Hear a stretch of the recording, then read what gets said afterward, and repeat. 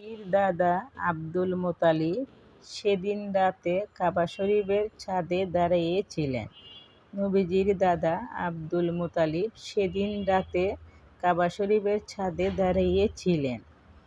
হঠাৎ করে তিনি আকাশের দিকে প্রচলিত আলো দেখতে পায়। সেটা আরব থেকে পূর্বাঞ্চল সহ সারা মক্কা মদিনা জুড়ে আলো প্রচলিত হয়। আলোটিকে দেখে আব্দুল মুতালিব অনেক অবাক হয়ে যায়। তিনি দৌড়িয়া নিচে চলিয়া আসেন। নিচে আইসা দেখেন যে পূজার মূর্তিগুলো ছিল সবগুলা ভেঙে পড়ে গিয়েছে।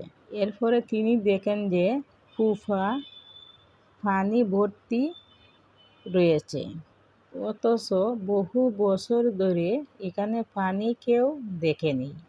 তখনই আব্দুল মুতালিবের তার ঘরের দিকে চোখ পড়ে। ওরা তিনি দেখতে পায় তার ঘরের মধ্যে অদ্ভুত একটা নূরের আলো দেখতে পেতেছে, যেটা এর আগে কখনো কোনোদিন তিনি দেখেননি। আব্দুল মুতালিব তখন তার ঘরের দিকে ধীরে ধীরে এগিয়ে যেতে থাকে। কিন্তু যখন তিনি ঘরের দরজার কাছে পৌঁছায়, তখন তিনি দেখেন যে মা আমেনার একটি ফুটফুটে শিশু জন্ম হয়েছে। তার শরীর থেকে অনেক আলো, নূরের আলো বাইর হইতেছে। পুরা ঘর আলো হয়ে গেছে। চোখে তা দেখে চোখের পানি আটকে তিনি রাখতে পারলেন না। সেই সময় প্রদীপের আলো হয়ে আসে মুহাম্মদ সাল্লাল্লাহু আলাইহি ওয়াসাল্লাম। পরের দিন আব্দুল মুতালিব তার নাতির আকিকার জন্য গরিব দুঃখী মানুষকে জবাই কইরা খাওয়ান। সেখানে তাকে সাহায্য করছিল তার ছেলে আবু তালিব। আবু তালিবের বড় ভাই নবীজির আরেক চাচা আবুল্লাহ হাশেম গরিব দুঃখী একসাথে খেতে বসতে দেখে তিনি চলে যান।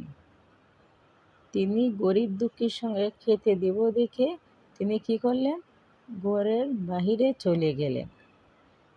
তিনি ছিলেন একজন অহংকারী মানুষ।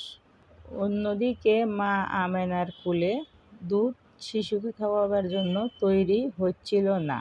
দুধ খাওয়ানোর জন্য একজন মহিলাকে ডাকানো হয়। সে ছিল আবুল্লাহের স্ত্রীর দাসী। তাই আবুল্লাহ ঘরে ফেরার পর তার স্ত্রী তার সাথে অনেক রাগারাগি করে যে তার দাসীকে কাজের জন্য এখানে কেন নেওয়া হলো। আসলে আবুল্লাহের স্ত্রীও অনেক অহংকারী ছিল। অন্যদিকে দেখা যায় ইহুদিরা মিলে কথা বলছিল। তারা বুঝতে পেরেছে কোনো বিশেষ শিশু জন্মেছে, কারণ এই ব্যাপারে তাদের কিতাবেও স্পষ্ট বলা ছিল। কারণ যেদিন রাতে নবীজির জন্ম হয়, সেদিন রাতে আকাশের দিকে আলো দেখে খ্রিস্টান ধর্মযাজকরা বুঝে গিয়েছিল, তার মানে সেই শিশুটি পৃথিবীতে চলে আসছে। তারা জানতে পেরেছিল যে কোনো ইহুদির ঘরে এরকম শিশু জন্ম নেয়নি। তাহলে এই শিশুটি কে হতে পারে? আর সেই জন্য তারা অনেকেই সেই বাচ্চাগুলারে কিনতে চায়, যেন টাকার বিনিময়ে শিশুটিকে কিনতে পারে।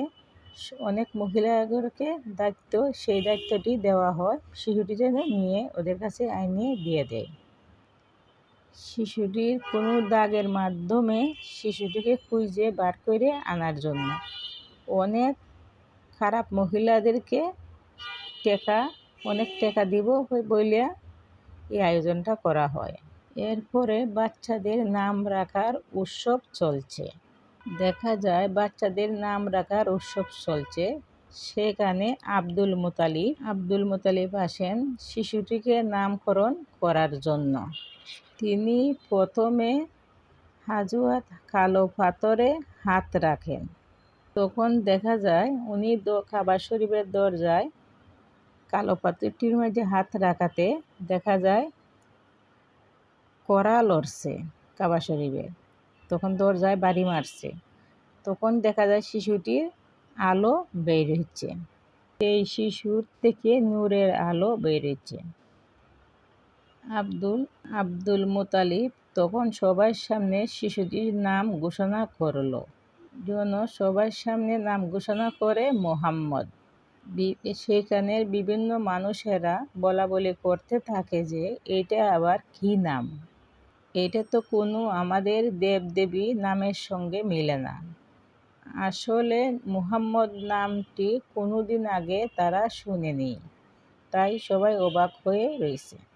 তাই মানুষজন এটা নিয়ে কথা বলাবলি করা শুরু করলো।